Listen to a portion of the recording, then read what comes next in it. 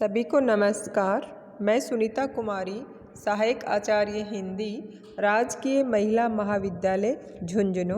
पिछले वीडियो में हमने आलोचना की परिभाषा, आलोचना का अर्थ और आलोचना के प्रमुख भेदों के बारे में पढ़ा था। आज के वीडियो में हम आलोचना की उपयोगिता, उसके मुख्य उद्देश्य और आलोचक के प्रमुख गुणों के बारे में पढ़ेंगे। आलोचना का मतलब होता है किसी रचना के गुण दोषों का उद्घाटन करना। आलोचना के द्वारा ही किसी रचना का मूल्यांकन किया जाता है। आलोचना के प्रमुख उद्देश्य क्या होते हैं, इनको हम कवि की दृष्टि से, पाठक या श्रोता की दृष्टि से और मूल्यांकन की दृष्टि से देखेंगे। सबसे पहले हम आलोचना का उद्देश्य कवि की दृष्टि से देखते हैं। आलोचना किसी कवि की रचना के गुण दोषों का उद्घाटन करती है कि इस कवि में कौन कौन से गुण हैं और कौन से दोष हैं, जिनको जानकर के कवि सजग हो जाता है और अपनी जो कृति होती है उसमें जो दोष होते हैं उन दोषों के समावेश से वो बचता है, अपने आप को बचाता है। आलोचना के माध्यम से काव्य में निहित गुणों की विस्तृत चर्चा की जाती है। इससे कवि का सत्काव्य निर्माण की प्रेरणा मिलती है। काव्य का सच्चा मर्मज्ञ आलोचक ही होता है। वह कवि के अंतर्मन में प्रवेश कर मार्मिक अनुभूतियों का उद्घाटन करता है। किस जैसे वायु चंदन की सुगंध को वातावरण में फैला देती है, उसी प्रकार आलोचक अपनी आलोचना से कवि के यश का प्रसार करता है। अब हम आलोचना का दूसरा उद्देश्य पाठक की दृष्टि से पढ़ेंगे। सामान्य पाठक काव्य के मर्म से परिचित नहीं होता।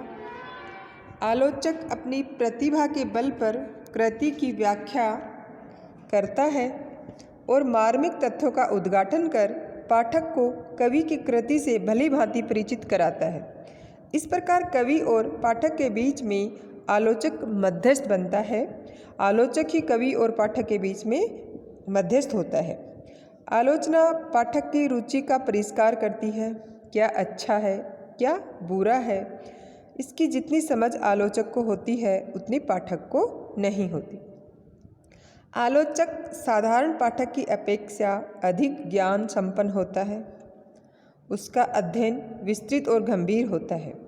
वह रचना के विभिन्न पक्षों पर प्रकाश डालकर हमें अनेक नई बातें बताता है और नए मार्ग दिखाता है। आचार्य श्यामसुंदर दास के अनुसार आलोचना से हम बहुत लाभ उठा सकते हैं और हमारा ज्ञान बहुत बढ़ सकता है। अब हम कवि की दृष्टि से और पाठक की दृष्टि से आलोचना के उद्देश्य पढ़ चुके हैं। अब हम मूल्यांकन की दृष्टि से आलोचना का महत्व और उद्देश्य पढ़ेंगे। आलोचक किसी रचना की व्याख्या नहीं करता, अपितु उसका मूल्यांकन भी करता है। आलोचक के निर्णय को व्यक्तिगत निर्णय कहकर उपेक्षित नहीं किया जा सकता। यद्यपि आलोचक एक व्यक्ति ही है, फिर भी कृति का मूल्यांकन व्यापक मानवीय प्रक्रिया का अंग है। विभिन्न मनुष्यों के विचारों और भावों में बुनियादी समानताएं भी दिखाई पड़ती हैं, इसलिए मूल्यांकन में भी समानता मिल सकती है। ताजमहल को असुंदर कहने वाले अपवाद माने जाएंगे। अब हम आलोचना के कवि, पाठक और मूल्यांकन की दृष्टि से उद्देश्य पढ़ चुके हैं। अब हम पढ़ेंगे कि आलोचना की क्या उपयोगिता होती है। आलोचना की जो उपयोगिता है वो सामाजिक उपयोगिता बिल्कुल निर्विवाद है, उसमें किसी भी तरह का विवाद नहीं है। यद्यपि साहित्यिक कृति का मूल्यांकन साहित्य शास्त्र में सिद्धांतों की कसौटी पर होता है, तथापि आलोचना कृति के नैतिक पक्ष पर भी विचार करती है। साहित्य का संबंध जीवन से है, इसलिए जो जीवन के लिए अच्छा नहीं है वह साहित्य में भी अच्छा नहीं कहा जा सकता। इस प्रकार आलोचना अशिष्ट, अनैतिक एवं अश्लील साहित्य पर रोक लगाती है। तटस्थ आलोचक निरक्षीर विवेक से युक्त एक निष्पक्ष व्यक्ति होता है और वह स्वस्थ आलोचना द्वारा कवि एवं पाठक दोनों का उपकार करता है। अब हम आलोचक के प्रमुख गुणों के बारे में पढ़ेंगे। आलोचक में सहृदयता, निष्पक्षता, सहज प्रतिभा, अभिव्यंजना कौशल, विस्तृत ज्ञान आदि प्रमुख गुण विद्यमान होते हैं। आलोचक का कार्य काव्यास्वादन में पाठक की सहायता करना होता है, कृति के गुण दोषों की विवेचना करना होता है और संयत आलोचना द्वारा कवि का पथ प्रशस्त करना है। नीर छीर विवेक से युक्त आलोचक का कार्य बहुत ज़्यादा महत्वपूर्ण है एवं श्रम साध्य होता है। विवेकपूर्ण आलोचना ही पाठकों का सहज पथ प्रदर्शन करती है, यानी कि जो नीरछीर विवेकी आलोचक होते हैं वो ही पाठकों का पथ प्रदर्शन कर पाते हैं। सम्यक आलोचना करने के लिए आलोचक में कुछ गुणों का होना अत्यंत आवश्यक है, जिनका विवेचन यहाँ किया जा रहा है। जैसे पहला, सहृदयता। आलोचक में जब तक सहृदयता का गुण नहीं होगा तब तक वह वाक्य के मर्म को समझ नहीं सकेगा। आचार्य राजशेखर ने आलोचक में भावयत्री प्रतिभा का होना आवश्यक माना है कि आलोचक में भावयत्री प्रतिभा होनी चाहिए। ये प्रतिभा उसे क्या बनाती है? सहृदय बनाती है और कवि के साथ तादात्म्य स्थापित करने में सहायता देती है। सहृदय आलोचक काव्य के मर्म को समझकर उसे सुधी पाठकों तक पहुंचाता है। जो आलोचक सहृदय होता है वो काव्य को अच्छे से समझ जाता है और जो भी बुद्धिमान पाठक होते हैं उन तक उसको पहुंचाता है। जैसे तुलसी के रामचरितमानस को आचार्य रामचंद्र शुक्ल जैसा सहृदय समीक्षक ही अपेक्षित था, जो उसे समझकर पाठकों तक उसके गुण दोष पहुंचा पाने में समर्थ हो सका। यानी जो तुलसी ने जो रामचरितमानस लिखी थी उस रामचरितमानस की समीक्षा किसने की थी? रामचंद्र शुक्ल ने की थी और उसकी समीक्षा करके उसने पाठकों तक उसके गुण और दोषों को पहुंचाया था। तो आलोचक का पहला गुण होता है सहृदयता। अब हम आलोचक के दूसरे गुण के बारे में पढ़ेंगे। दूसरा गुण होता है निष्पक्षता। तो आलोचक को बिल्कुल निष्पक्ष होना चाहिए। आलोचक को कभी भी किसी भी पूर्वाग्रहों से युक्त नहीं होना चाहिए, उसको सभी पूर्वाग्रहों से मुक्त होना चाहिए। आलोचक कभी भी कोई भी आलोचना करे वो निष्पक्ष आलोचना करनी चाहिए। अनावश्यक निंदा एवं अनावश्यक प्रशंसा से आलोचक को बचना चाहिए। आलोचक को कभी भी किसी की अनावश्यक न तो निंदा करनी चाहिए और न ही प्रशंसा करनी चाहिए। भावना के प्रभाव में बहकर अथवा ईर्ष्या द्वेष से युक्त होकर आलोचना नहीं करनी चाहिए। जैसे महावीर प्रसाद द्विवेदी ने बताया है कि मित्रता के कारण किसी की पुस्तक की अनुचित प्रशंसा करना विज्ञापन करने के सिवाय और कुछ नहीं है। मतलब आपका कोई मित्र है और उसकी आप उचित प्रशंसा नहीं करते हो, अनुचित प्रशंसा कर देते हो, तो इसका मतलब है कि आपने उसका विज्ञापन किया है। यानी कि महावीर प्रसाद द्विवेदी जी ने कहा है कि मित्रता के कारण किसी की पुस्तक की अनुचित प्रशंसा करना विज्ञापन करने के सिवाय और कुछ नहीं है। ईर्ष्या, द्वेष अथवा शत्रु भाव के वशीभूत होकर जिसकी कृति में अमूलक दोषों उद्भावना करना उससे भी बुरा काम है। कहने का मतलब है कि आपका कोई मित्र है तो उसकी आपको अनुचित प्रशंसा नहीं करनी चाहिए, और अगर आप किसी से ईर्ष्या और द्वेष रखते हैं, शत्रु भाव रखते हैं, तो उसमें आप दोष न होते हुए भी दोषों की उद्भावना करना वो भी गलत है। अब हम आलोचक का अगला गुण पढ़ेंगे, सहज प्रतिभा। आलोचक में एक सहज प्रतिभा होनी चाहिए। आलोचक हमेशा प्रतिभा संपन्न व्यक्ति होना चाहिए। काव्य एवं शास्त्र के गूढ़ अध्ययन के साथ साथ उसमें नीर छीर विवेक करने की प्रतिभा होनी परम आवश्यक है, क्योंकि कोई भी आलोचक होता है अगर उसमें सहज प्रतिभा होगी तभी वो किसी कृति की आलोचना निष्पक्ष भाव से नीर छीर विवेक से कर पाएगा।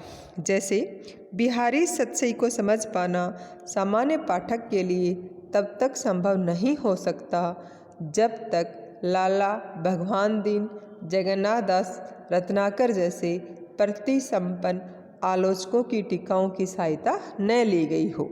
यानी कि सामान्य पाठक किसी भी कृति को तब अच्छे से समझ पाता है जिसकी आलोचनात्मक कृति जो है वो उसको पढ़ता है। यानी कि कोई आलोचक होते हैं उस कृति की आलोचना कर देते हैं, तब वो पाठकों को अच्छे से समझ आ जाती है।